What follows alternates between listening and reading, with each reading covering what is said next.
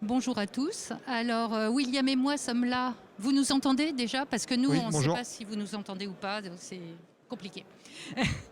Donc voilà, William et moi, on va vous présenter ADSS. William plutôt la partie technique et moi la partie présentation de société. Alors ADSS, je m'arrête 2 minutes sur ce terme, ça veut dire Aerospace Digital Standard Services. Aerospace, vous êtes dans le domaine de l'aéronautique et l'espace. Digital, vous êtes tout numérique, ce qui est un grand pas par rapport à ce qui existe aujourd'hui. Standard, en fait en anglais on dit standard, on dit pas norme, mais vous êtes dans la normalisation. Et services, vous êtes dans les services, alors que les autres donnent plutôt un accès aux normes en HTML ou autre. Donc nous, clairement, ce qu'on veut faire, c'est simplifier l'usage des normes pour tous les utilisateurs, qu'ils soient industriels ou les organismes de normalisation. Gagner du temps, comme beaucoup d'entre vous, mais aussi éviter les erreurs. Et quelque part, c'est aussi une capitalisation du savoir. Donc, comme dans tous les domaines, particulièrement en aérospace, la normalisation est excessivement importante, puisque c'est avec ça que vous allez prouver que vous êtes conforme pour le vol. Grâce aux normes, vous allez démontrer votre conformité à la réglementation qui s'appuie sur les normes, donc grâce aux normes. Donc aujourd'hui, il y a à peu près 120 000 standards ou normes. Alors, c'est vraiment un millefeuille. C'est du PDF ou du HTML. C'est vraiment frustrant. C'est source d'erreur, on se trompe facilement, on ne voit pas la différence entre les normes civiles, les normes militaires, les normes US. Bon, bref, il y en a dans tous les sens. Et il y a beaucoup de gens finalement qui passent beaucoup d'heures à chercher dans les normes les informations dont ils ont besoin, sans savoir forcément si ce sont les bonnes qu'ils vont trouver. Donc vraiment la problématique, c'est un irritant, c'est frustrant, c'est source d'erreurs, de coûts et de délais. Nous, notre solution, finalement, elle s'appelle Vista. Et en fait, c'est un moteur de recherche accompagné d'un agent IA et qui va déjà enregistrer toutes les normes actuelles, un périmètre donné de normes actuelles sur lequel on a accès et on s'est mis d'accord via des partenariats. Et on va pouvoir, grâce à ça, donc la norme est mise sous forme de données, ce qui est très pratique puisque vous pouvez charger le texte, vous pouvez le trier, savoir quelles sont les exigences, des recommandations et autres. Et vous pouvez charger vos figures, charger vos tableaux Excel, ce qui fait que pour faire vos documents de test, vos documents de qualif, etc., ça va beaucoup plus vite et vous avez l'information directement accessible. Vous n'avez pas à aller dans votre PDF, faire une capture d'écran et faire un copier-coller malheureux.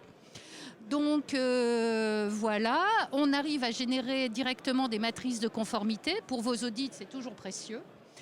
Et l'idée, c'est de se connecter régulièrement avec les organismes de normalisation, ce qui nous permet d'être toujours up-to-date sur la mise à jour des documents.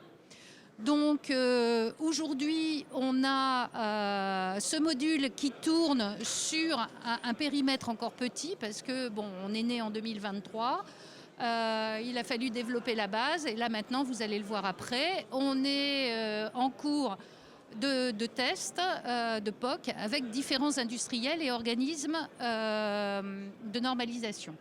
Alors, ce qu'on pense faire aussi demain, c'est faire de l'exécution de normes. C'est-à-dire que quand vous avez dans une norme la description d'un produit, dans une autre norme, les tests qu'il faut faire d'une certaine nature et dans une troisième norme, etc., nous, on peut, en analysant, faire un plan de test, par exemple. Donc ça, c'est notre objectif à long terme, c'est vraiment fournir du service à valeur ajoutée. Aussi, ce qu'on propose, c'est un module qui est en test là aussi pour écrire les normes. Donc, vous avez une norme, vous voulez la modifier. Vous avez une plateforme qui va permettre de dialoguer avec vos différents experts pour mettre à jour la norme. Voilà, donc notre ambition, c'est que ce soit bien sûr quelque chose de fluide, d'intuitif, qui fasse gagner du temps et qui soit à jour. Tout ça pour vos objectifs de qualification et de certification de vos aéronefs ou autres. J'ai déjà dit un petit peu de ça, puisque la value proposition, bien sûr, c'est le gain de temps, c'est les erreurs, c'est la fluidité de navigation. Et au bout du bout, avec ça, on gagne du temps sur le développement complet d'un aéronef, par exemple. Voilà, ça sera vendu sous forme de service SaaS ou sous forme de service avec les grands industriels. Donc là, on travaille avec la DGA, et d'ailleurs, d'où Outscale et ce qui sera développé par William après. On travaille avec le CNES, on travaille avec la réglementation EASA, puisque avant de faire voler un avion, il faut que l'EASA ait donné son God blessing. On a un proof of concept avec Dassault Airbus et aussi avec AFNOR. Donc pour l'instant, on est dans l'étape de validation des fonctionnalités, du gain de temps, de se faire connaître. Enfin, on est au début, on n'est pas encore à la mise en ligne d'un service, mais on a une roadmap pour y arriver, bien sûr, comme vous, comme beaucoup de startups, je suppose. Alors, vous parliez de 50% de temps, nous on dit 60%, en fait ça dépend des cas. C'est entre 60, ça peut même monter en 80, dépendant des cas d'usage. Hein. Mais bon, on dit moyenne 60, mais la principale avancée, c'est quand même ça. Et là, bien sûr, ce sont sur la base de notre plateforme standard, on customise parce que les cas d'usage sont différents avec tous ces grands industriels. Donc, on va customiser suivant un de leurs cas d'usage, dialoguer avec leur supply chain ou bien avoir un accès aux normes américaines. Et donc, on va orienter et faire sur la base de quelque chose de standard, on va customiser des bouts, on va dire, pour pouvoir répondre aux besoins plus spécifiques d'un client ou d'un autre. Bonjour. Donc moi, je suis sur la partie de chez ADSS, je suis le CTO. Donc je suis chez ADSS depuis 3 ans. Donc notre CEO, Karim Benzema, qui n'est pas là aujourd'hui, parce qu'il était sur d'autres dossiers chauds, m'a délégué un projet mi-2025 qui était de mettre en place avec l'équipe technique un chatbot avec des solutions libres, donc open source, pour une raison simple, c'est que les données que nous avons de nos clients, donc c'est Dassault, on va avoir AFNOR, on va avoir la DGA, sont très sensibles. Et avec les différentes problématiques du Cloud Act qu'on pouvait connaître, on ne pouvait pas se permettre d'être chez AWS, chez Google, etc. Donc ce n'est pas le débat aujourd'hui. Donc le projet était de mettre en place un chatbot, donc avec un agent qui serait capable de répondre d'une manière exacte à nos clients, dont Dassault et AFNOR. Et par rapport à ça, donc on va interroger ce chatbot, il va donner des réponses autour des normes. Donc ce qu'expliquait tout à l'heure Véronique. Et donc à cet effet, ma mission était de trouver un provider, un hébergeur, un hoster en Europe, mais plus particulièrement donc en France. J'ai fait le tour de différents hébergeurs. Et notre mission, c'était de trouver, comme tout à l'heure, tu as parlé du Second Cloud. Le Second Cloud était très important pour protéger, isoler et avoir une infrastructure. Je ne citerai pas les autres hébergeurs que j'ai consultés, pour ne pas leur taper sur la doigt, parce que tout hébergeur est bien.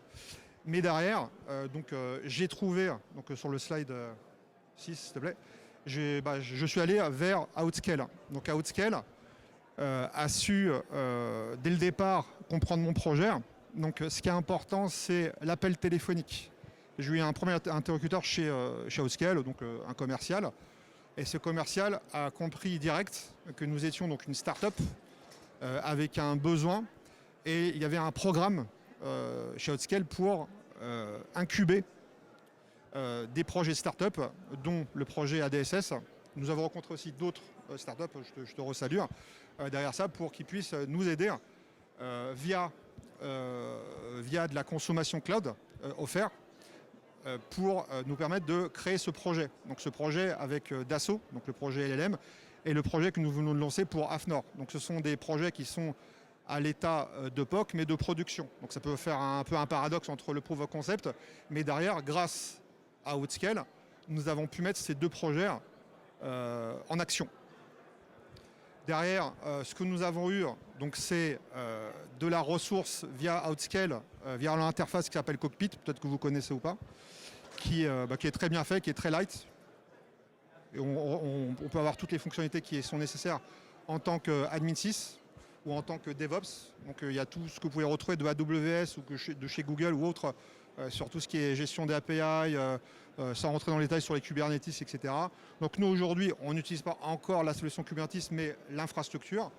Et ça nous a permis derrière donc, de pouvoir, avec des cartes GPU conséquentes, donc merci encore à Outscale pour nous avoir fourni ça, de mettre en œuvre nos modèles et de pouvoir les faire fonctionner d'une manière optimale et fonctionnelle. Donc, Outscale, c'est aussi un onboarding. Donc, on a été accueillis dans les locaux de chez Outscale à Pont-de-Saint-Cloud d'une manière extraordinaire, avec une formation. Donc, il y avait Iliane et toute l'équipe, plus Estelle, qui nous ont permis de comprendre l'infrastructure d'Outscale à partir de cette formation. C'est une formation qui était basée sur 5 jours. Donc l'énergie des IT d'Outscale était là, était au rendez-vous. Ce n'était pas quelque chose de mou ou ni de trop dur. Et derrière, on a pu avoir des réponses à nos besoins. Donc ils ont accueilli les différentes structures de notre société, donc les développeurs, les DevOps et moi-même. Et derrière, bien sûr, le support technique. Et ça, c'est très important quand vous travaillez avec un provider. J'avais une réponse en moyenne en fin de journée. Si j'avais une problématique, quelque chose que je ne comprenais pas, parce que parfois, c'est un peu compliqué de lire les docs. C'est comme ça, nous n'avons pas des docs compliqués. Mais derrière, j'avais une réponse et il y avait un plus au niveau du support. Donc, je voudrais le souligner. Bien sûr, tout ce qui est contact commercial, avant-vente, il n'y a rien à dire de plus, c'est correct. Et c'est ce que j'attends d'autres fournisseurs, parce que je peux travailler avec d'autres fournisseurs. Et il y a, je mettrai une note de 5 sur 5 à Outscale sur la réactivité. Voilà, non mais c'est bon, c'est... Donc derrière, je peux citer, donc on a Adrien qui est notre tech lead, Karim qui est notre CEO, donc Karim Benzéa, Mélodie Robinson qui appartient donc à notre équipe de développeurs. On vient de recruter Raja qui s'occupe de la qualité et de la qualité ISO de notre travail, donc pour aller vers une norme ISO pour que la qualité de notre startup ADSS soit cohérente par rapport au métier et à nos clients et à nos futurs clients pour être en norme ISO. Et pour pouvoir vendre. Oui, ça c'est un fait. Et derrière, donc il y a Véronique, responsable business, et moi-même. Et derrière, je te laisse faire la suite sur après le lien avec les advisory committee. Ouais. Oui, alors on a un board, comme beaucoup de startups, avec des gens qui viennent du métier et qui nous challenge. Et donc c'est toujours très positif d'être challengé par des gens à la fois du métier. On n'a pas de gens de l'IT, mais on a des gens du métier de la normalisation, ce qui est très important, et aussi pour leur réseau, leur mise en contact. Donc une fois par mois, on a un advisory committee qui nous challenge sur les orientations plus stratégiques commerce de la boîte. On est aussi membre du GIFAS parce que l'aérospace en France a la chance d'avoir le GIFAS qui est un organisme constitué de tous les industriels du spatial et qui œuvre sur la réglementation nationale, internationale, européenne et tout pour préserver nos intérêts. Et on a été accepté pour être une start-up membre du GIFAS, donc reconnue en tant que telle, parce que l'idée aussi c'est de se faire reconnaître. Voilà. Si vous avez des questions. Si vous avez des questions. Attends. Bonjour, j'ai deux questions techniques. Okay. Deux questions techniques. La première, quels sont les services que vous avez utilisés de Outscale, les LLM, RAG, des choses comme ça? Alors on était en autonomie. C'est-à-dire qu'on a utilisé tout ce qui est compute, donc les VM et les GPU. Et derrière, on avait cette liberté de pouvoir donc déployer avec Ansible ou avec toute on va dire, nos choix de modèles, parce que derrière on a une liberté, hein, c'est-à-dire qu'on déroute, on est administrateur sur l'infrastructure et on avait nos propres choix avec nos modèles libres. Très bien. Et la deuxième question, vu que c'est des normes, donc les réponses doivent être plus correctes. Donc, comment vous jouez sur la température des réponses? Est-ce que c'est des agents, du RAG? Parce que comme il y a une marge d'erreur, comment vous la maîtrisez? Là, c'est plutôt la personne qui est responsable sur du PIMP, du custom, qui pourra un peu plus vous répondre. Mais derrière, quoi qu'il arrive, on fait attention sur les réponses pour que ce soit cohérent, parce qu'on est quand même dans un environnement qui est sensible. Si on se trompe sur une normalisation, la porte de l'avion, elle ne tiendra pas. Donc on fait attention à ça. Merci. D'autres questions?